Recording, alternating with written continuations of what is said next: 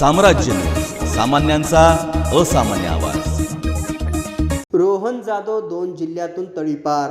परिसरातील सामान्य नागरिकांना शिवीगाळ, मारहाण, दमदाटी करून गंभीर दुखापत करणे, घातक शस्त्राचा वापर करून दहशत निर्माण करणे, सार्वजनिक मालमत्तेचे नुकसान करणे, गैरकायद्याची मंडळी जमा करून दंगा करणे अशा प्रकारचे गंभीर स्वरूपाचे गुन्हे दाखल असलेल्या रोहन सुरेश जाधव वय 27 वर्ष याला 2 जिल्ह्यातून तडीपार करण्यात आले।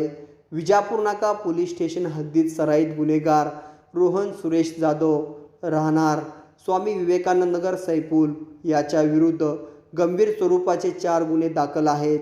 त्यामुळे त्याच्या विरुद्ध महाराष्ट्र पोलीस अधिनियम 1951 चे कलम 56(1) अ ब प्रमाणे पोलीस उपायुक्त यांचे आदेश पारित झाले होते।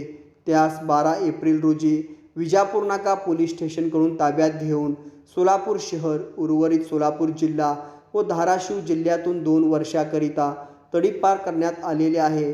त्यास तडीपार केल्यानंतर इंडी जिल्हा विजयपूर येथे सोडण्यात आलेले आहे। आगामी काळात विविध जाती धर्माचे सण, उत्सव, मिरवणुका व लोकसभा सार्वत्रिक निवडणुकीच्या अनुषंगाने सोलापूर शहर व परिसरात कोणत्याही प्रकारचा अनुचित प्रकार घडू नये म्हणून शहरात कायदा व सुव्यवस्था तसेच शांतता अबाधित राहण्याच्या उद्देशाने ही कारवाई करण्यात आली आहे।